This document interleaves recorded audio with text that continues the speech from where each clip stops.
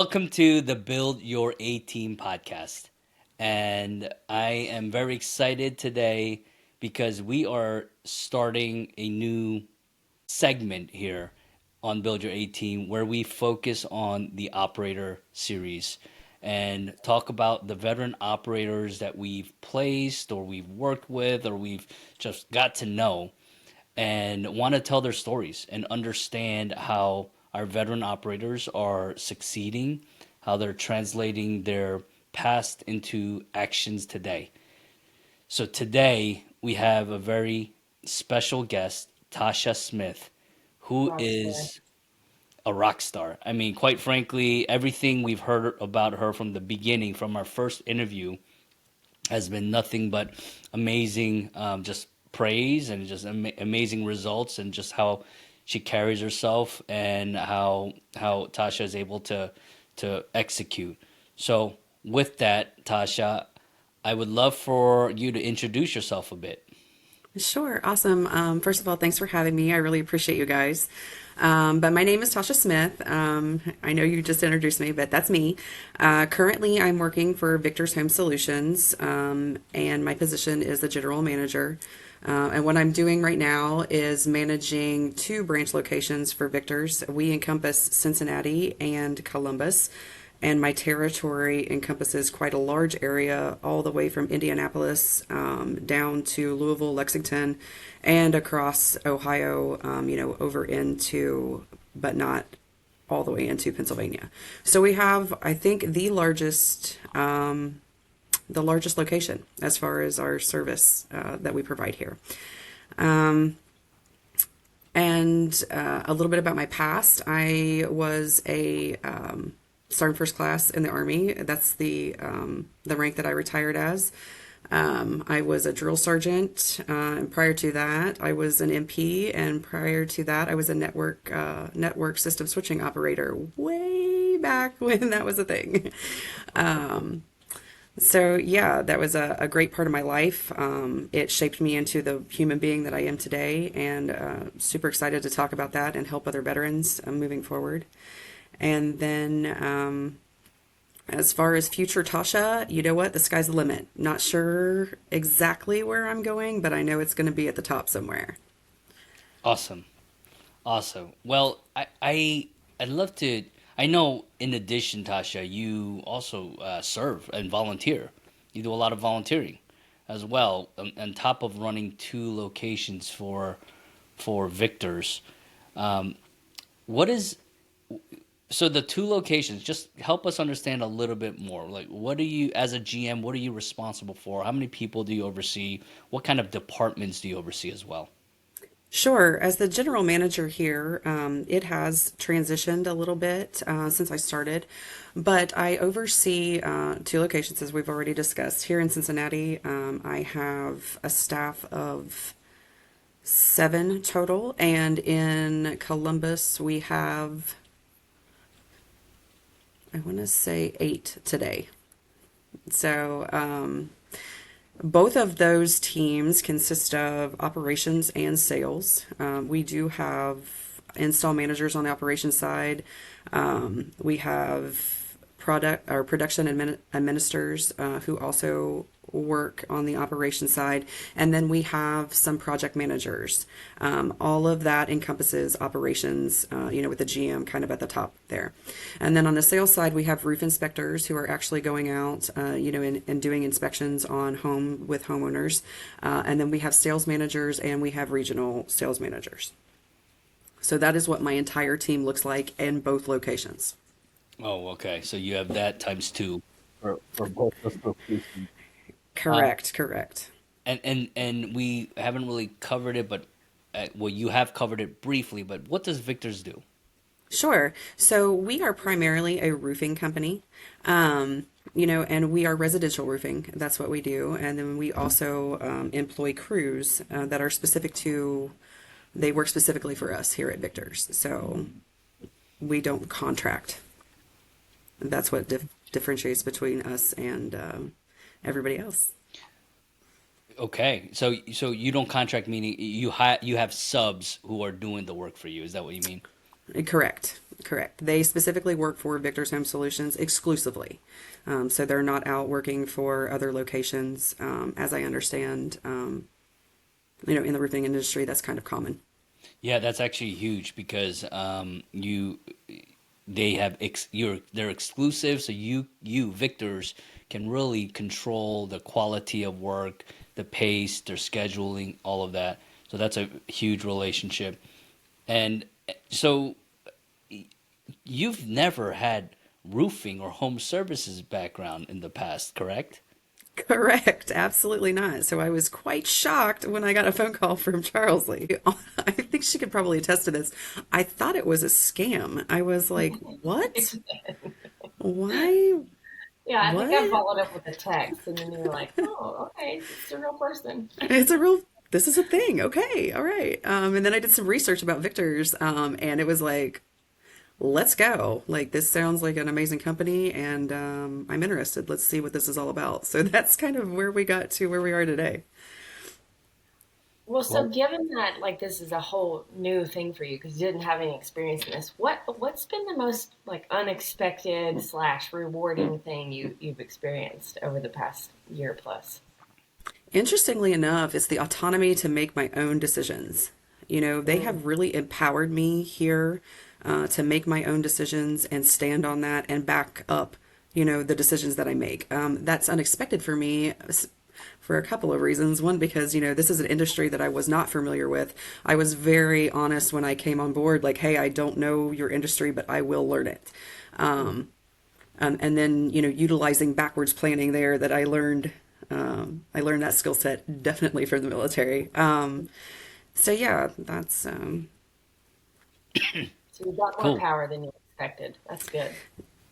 definitely, the culture was another unexpected, amazing aspect of working in the civilian realm. It was like I left the military and there was such camaraderie with me and my teammates. I worried about that, moving into the transition, as I think a lot of veterans do. And I don't think it's talked about enough, like, am I going to lose all that camaraderie? Well, yes, I lost a little bit, but I also gained it here with an amazing team of peers, leaders, and, subordinates. It's very, very similar in a lot of ways and extremely different in others. So What's one thing that you think Victor's does that like kind of makes it feel like that family culture from the military? I think it is encouraging camaraderie and open communication and setting expectations. Mm. I think they do a phenomenal job with that, and really just kind of promoting being yourself, and not being afraid to step forward and use your voice. All of those, key leadership tasks that we, utilize here in our daily lives, I think that makes it very paramilitary for me. So looking back here, Tasha, you've had zero industry experience, you've had leadership experience from the military. What's helped you? Like, how did you get here? How are you able to be successful here? That's a That's a, loaded that's a that's a question. very I know that's a broad question. Okay, my bad. No, no, So that's okay. yeah, I can speak to that for yeah. sure. How did I get here? We could dive really deep. I started out when I left the military, when I transitioned from active duty to reserve. I came into the civilian workforce, and I did that as a government contractor. So not really into the civilian workforce fully, right? I dipped my toe in it. And what I found was that was absolutely not for me. It wasn't stable. It felt very, I felt very fearful, daily. Like, am I going to have a job when we realign these contracts? Like, what is going on here? And it just wasn't for me.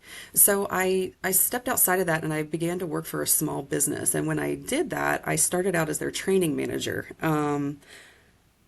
And from there, I ended up moving up to the chief of operations. And again, this was a small business, so not comparable to, what Victor's is at all, but still quite successful in growing that business, from $1 million business into a $12 million business. So, very successful, and that's the point that Charlsey actually found me. And I was ready to move on. It was a little too small for me at that point. I was ready to go bigger. And the role of GM, came open here after I realized that it wasn't a scam. And then, the rest is kind of history as far as stepping into this role. And I would definitely say that just for, anyone listening, going from one role in a small business to a different role that may have a title that is lower in a bigger business is not a demotion. It's actually still a promotion, because it's on such a much larger scale, and it is so rewarding. So I would just say, don't be afraid of that, because that was a thought in my mind. Like, is anybody going to look at my resume later on in life and think, well, how did we go from here to here? But we didn't. We went to a much larger organization, and the responsibilities are absolutely equal, if You know not that more. that's a Yeah. phenomenal point. A company is different. Every company is different. The way even the leaders think about positions for each company can be different, right? So Correct. every culture is different. The way that's defined. So everything is very fluid because we're a free market economy and we do what we do. To everyone does their best to provide value in exchange for money. So everything is defined differently. Whereas in the military, everything is structured. There is a glide path. You have duties and responsibilities clearly articulated for every role. And it's quite natural for people like you, people like me, people like Charlesy, veterans, to think, man, how do we just keep advancing and think that it's the title? But Hmm. it's definitely not just a title. It's the increase of responsibilities. It's the Correct. story you tell, right? The Hmm. story you tell to whomever to say, well, actually, even though it's X, I was able to do and make decisions on all of this. So that's a great point there. What do you wish? I'm sorry, Charles. Go ahead. No, I was going to say that you touched on this just a little bit when you're talking about transition, but we have a lot of guys and gals that come to us and talk about, the transition. It's difficult, and like they're struggling sometimes. And so I feel like you did it fairly successfully, even though you had this blip in GovCon maybe you didn't totally enjoy. But what's something you wish you'd have known that maybe we could share with somebody listening during your career progression transition? What's something you've known that you wish you'd known you didn't know? Sure. I think trusting yourself and knowing that it's in you. I mean, I've always known it, the voice was there, but I spent a lot of time trying to emulate other people Mm, in order to advance because I thought that was the key to success. If you see successful people, and I'm not saying don't emulate successful people, but I'm saying don't lose yourself when you are trying to do that. Be true to yourself. And that was the key for me. When I realized, like, it's in me, I'm a mm, powerhouse. I mhm, make solid decisions. I am always forward, no ground to give. Like, let's go. When I realized that I had that in me and I didn't have to emulate someone else, that was the key to unlocking, super success for me. And I mhm. would also say that when you're starting to feel stuck, it's an amazing market. Look around. You can find something. Don't give up. There are people out there who are willing to help, reach out. Mm. I think you're onto something really important, which is that we take on this like deferential nature when we're transitioning, which is like, oh, well, I've never been in a civilian position. I'm going to take a step back and take it all in and learn. And that phase is perfect for a little bit. And then you have to do what you did, which is Hmm. say, oh, I know how to do this. I know how to structure things. I know how to lead people. Now I'm going to do it my way. And Correct. some people take way too long to get to that point and say, like, I know how to do this. I've learned enough, and now I'm going to put it in place. And it sounds like you did it in a good perfect timing, really. In all honesty, I mean, I will say there was a learning curve there. Leaving just a little bit, I was at the Drill Sergeant Academy, and so I got very comfortable, pulling that drill sergeant hand out. And here on the civilian side, we don't do that.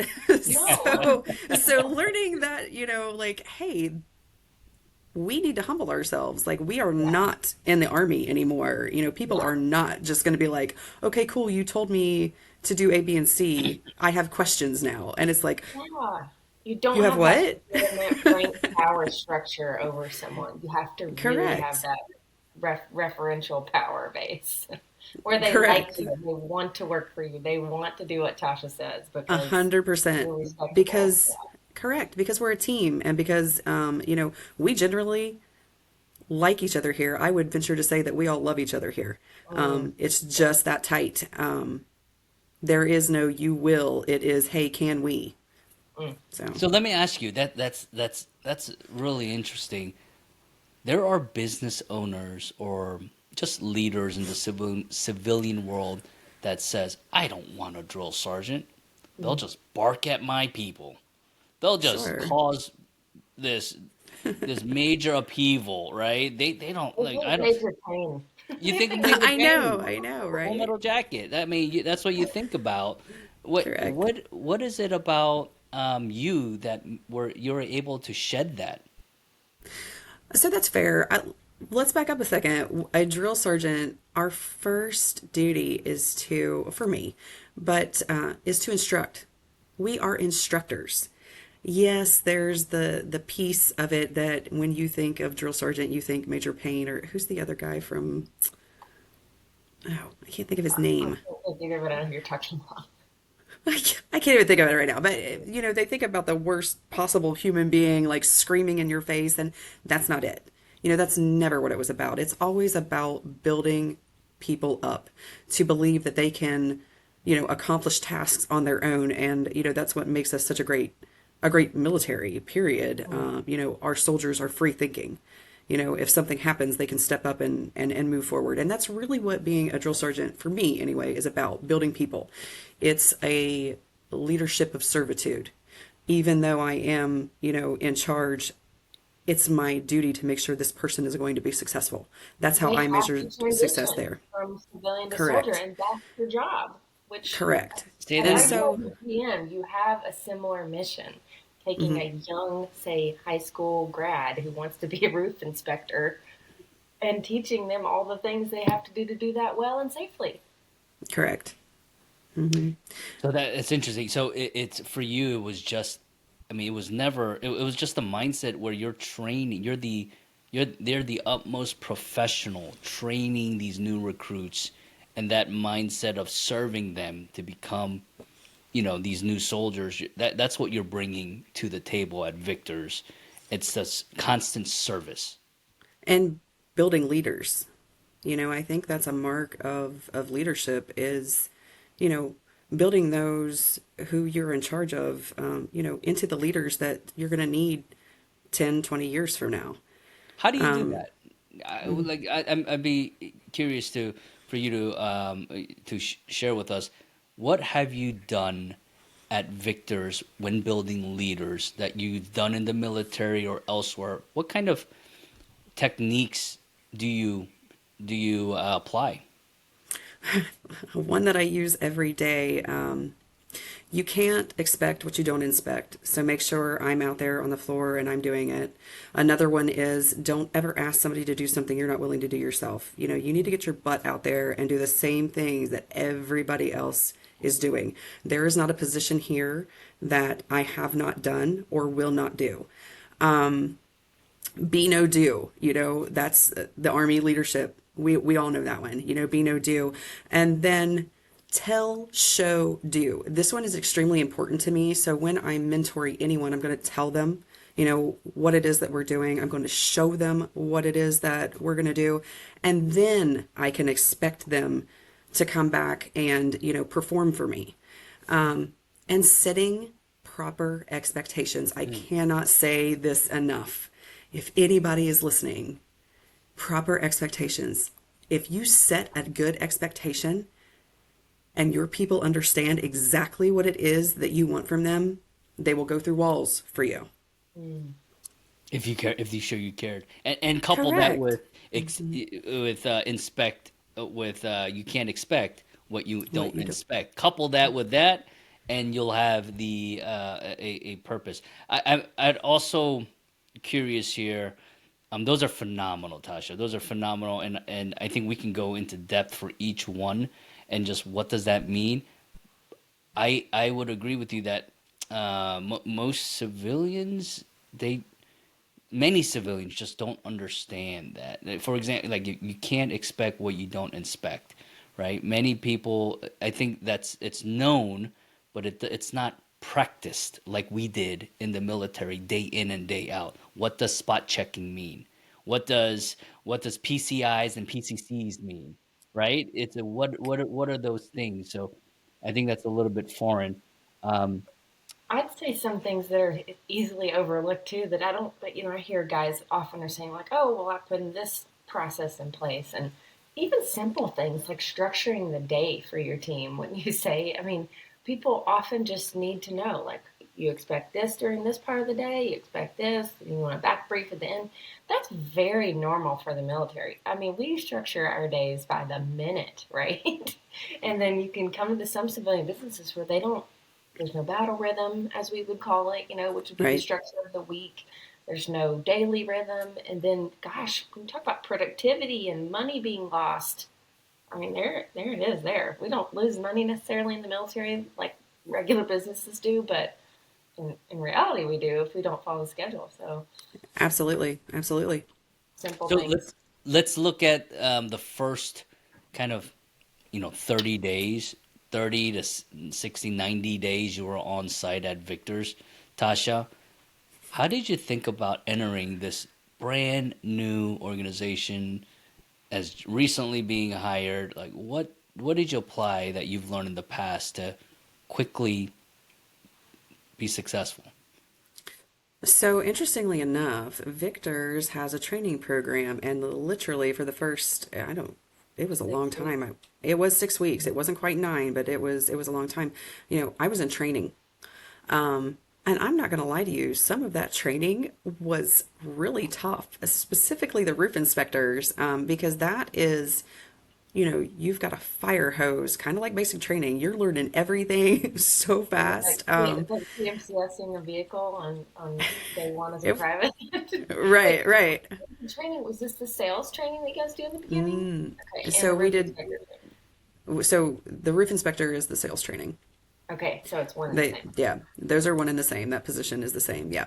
And then, it was the IM training, which is the install managers. And then it was the PM training, which is the project manager, who's out there making sure the crews are doing what they're supposed to be doing. And we're providing the homeowners, with the quality of install, that we need to be. And then it was the GM training on top of it. So I will say that Victor's made it very easy for me to be successful, but also, I'm going to go back to my drill sergeant school days. That is a fire hose, and you either get it or you're gone. And that is what I utilized when I was going through all of that training. It was like, Tasha, this is your focus, this is your mission. Like, head down. This is what we're doing. We've got to get it because as soon as we graduate from here, it's battle time. Like, we're going right into war. There is no like playtime, because I knew that I would be going to a branch that needed a GM. And so I just focused. And I think, honestly, my military training, it kept me sound and it kept me sane. And it is what got me through. Mm, love it. Because also, when you go through that training, you're in Detroit. So I was completely away from family. Also, it wasn't locked down like you're in basic training again. But, you are away from your family support. So it is you, and you're going to be successful or you're not. Yeah, Victor's makes it easy because it's organized very well. It's Hmm. structured very well. But even if a brand new operator goes into a business, you should think of that first month, 4 to 6 weeks, as just two ears and one mouth and shut your mouth, right? You're just Correct. listening and learning, and that's what we're Learning. designed to do veterans, that's what we do. We assess, we figure out who the people are, we build rapport. You're not there making crazy decisions and trying to throw everything out of balance. You're there to learn. And that's what you did. And then Victor's made it easy, obviously, with the training program. But then I love when you emphasize your mindset of just, I need to flip this. As soon as this is done, I am going to combat. I am going to war. And I So am much. there. I am leading, I am executing, I am making decisions. And that mindset, I think, is tremendous. I don't think it's very common if you don't know how to just flip that on. Athletes have it, right? I Mhm. think as well, but vets, I think, are really successful in doing that. So awesome, kudos. That's I great to hear wonder. that. Yeah, I'm super curious. You got to hit us with a good story. So tell us a good story from military experience that's like still shaping how you're leading people today. Like we all have that pinnacle time where it's like, oh, there's this one time, and then I X. Do you have one of those that's kind of shaped how you lead today? You know, interestingly enough, I have thought about this often in my life in general. And I can tell you, I know exactly where I was, and it's going to surprise you when I come out with this.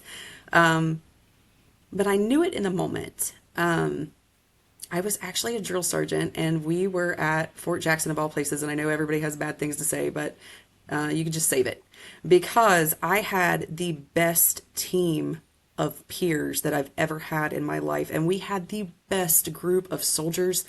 And everything was in sync and just went right day after day after day after day. And it was a group of individuals that were as diverse as I've ever seen in my entire life. Our battalion commander was a ranger. Our sergeant major was a ranger. Our first sergeant was a ranger. So I don't want to hear any of the naysayers talking With a about bunch Fort of Jackson soft is skilled easy. MOSs Be- at Jackson. Yeah. because it was awesome though. And again, the soldiers were just phenomenal. But what made it the pinnacle was the team of drill sergeants that we had. I'm not sure, you know, sometimes if you haven't had that experience, there are people who can make it difficult if they don't come to work because it is very demanding. Like it is a demanding, time consuming job. But everyone pitched in. Everyone did exactly what was expected of them and more. And we just had an amazing time. It was a blast. It didn't even feel like work. I have taken that experience with me everywhere since then. It was like, am I ever going to experience that again, with a group of people? And I have to be honest with you, the group of people here at Victor's, it's right there. I know I that's what would, you're telling I'm telling you, I would align. I mean, the drill sergeant experience was maybe just a little bit, but that's because, I mean, come on. But no, this team is absolutely amazing. The GMs are phenomenal. We all talk again. We don't just like each other; we love each other. We all hang out. Our regionals are fantastic. Phil and Tim. I'm pretty me. sure you brought them on. And then Aaron, Victor, Sosa. Kim, all of the, upper level management and ownership in Victor's, it is just out of this world. And we care about one another.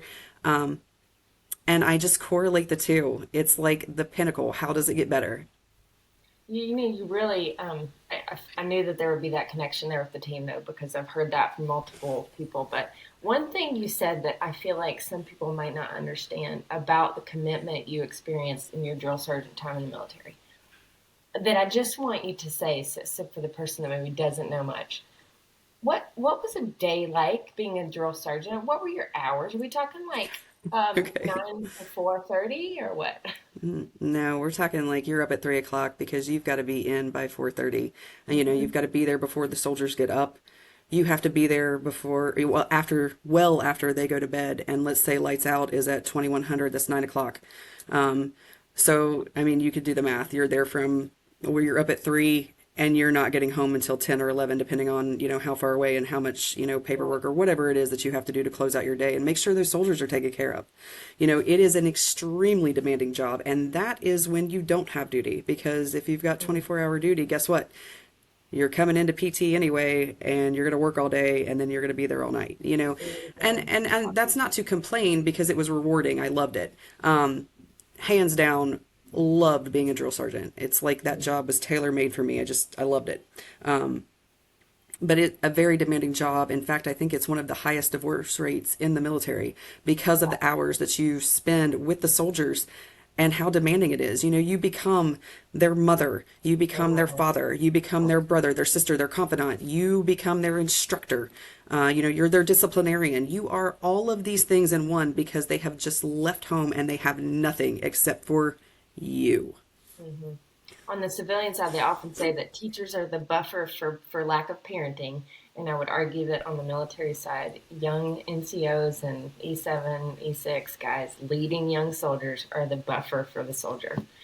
Yeah, so thanks for sharing that because I just feel like some people may not understand the level of dedication. And I think something really important to point out too is that we talk a lot about a very classic veteran, okay? And there's an impression of when we say veteran transitioning out of the military, people think maybe like a young E4, E5 who's been an infantryman, who served 3 years, who gets out and now they're ready to, let's say, work construction.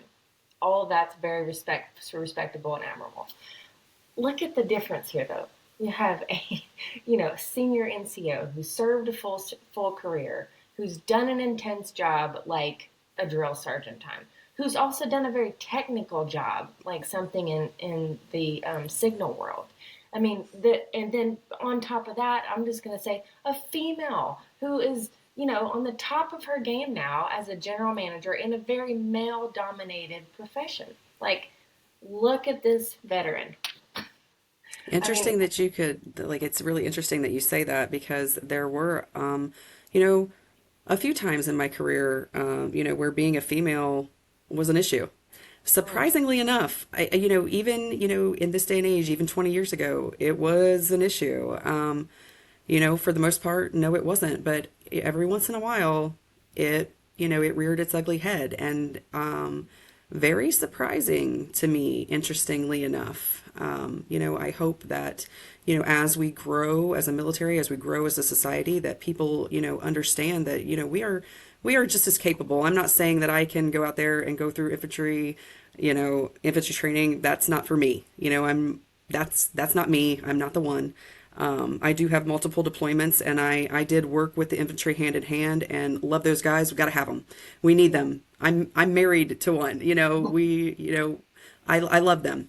But that's not me, and that's not what my body is capable of, and that's okay. But there are many females out there who can and who do and who want. Just because our genders are different doesn't mean our brains are any different. We are fully capable. And I just hope that as we move forward, we continue to empower women, You and that know, we have, some equality. you know, I'd argue it's a superpower. I mean, if you allow someone to do it, it can be a superpower in your business.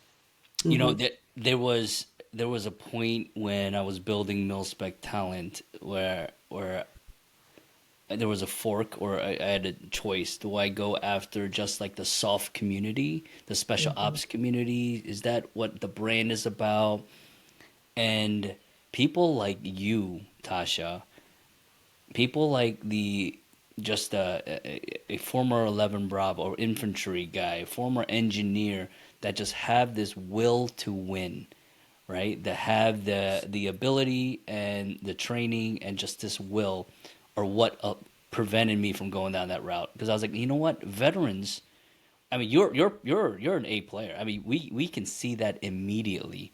We see the dedication and all the training you've brought. That you're a leader, and you're probably in corporate, or in what we do in business. You're probably as competitive as some of these Green Berets coming out in that assignment, because it's not necessarily about how much can you put on your back and run, right? It's not necessarily about that. It's about how you connect with people, how you train them, how you set expectations, how you measure them against goals, and that's what you do. And you're very structured in that way. So I mean, numerous times throughout, I got goosebumps here listening to you. So thank you, reminding me again of that, reminding us again. I'd like to just quickly pivot a little bit. Leaders are learners. What are you currently doing to continue developing yourself as a leader? Sure. That's a good question. Lots of people are really into podcasts and doing some reading. And I'm not quite there yet, guys. You know what? When I read, I actually listen to books online. But I will tell you what I do, to keep my brain balanced and to move forward and make sure that I'm always educating myself because I do think that's important. I do like to seek education. So right now I'm working on my master's in psychology. I'm super excited about that. That does not mean at all that I'm going to pursue that career path. I just love it. I love to learn. I think that it keeps your brain young. But also, funny enough, I know we were talking about this earlier. I do yoga. I also do hot yoga. So I work out daily. I also have a trainer, that I work with because, fun fact, I'm not getting any younger. And, thanks to the military, though, when I compare myself to my peers, I'm definitely in much better shape, and I have continued to take care of my body and my mind. And I think that that was instilled in me 100% from the military because my family, they love to eat. They're eaters, and that's okay. But I also love to eat, but I also like to, keep myself in shape. And I think that's an important part of it as well. That might not be for everyone across the board, but for me personally, taking care of yourself, taking care of your mind, taking care of your body, I think that shows good leadership, that you are invested in yourself and you're willing, to stay disciplined. What an example. So Yeah. that's where I'm at right now. But if you do have any good books or podcasts that you think I might be interested in, shoot them my way. I'll try it out. I'll give it another go. Absolutely. And if you do drive, I listen to a bunch when I'm driving, or I do it when I'm working out too. Just it's weird. You have a business podcast in the background instead of music when you're lifting, but regardless, it fires me up. So yeah, we'll share some. We'll share some. I have a few that I can recommend to you. Tasha, this has been phenomenal. Really great. Thank you for your energy, your stories, and leading and representing us, representing veterans. We appreciate you. We will continue to root for you from the sidelines. And anything you need, please reach out. And for the Awesome. listeners out there, now you go build your A team. Thanks. Yeah. Thank you.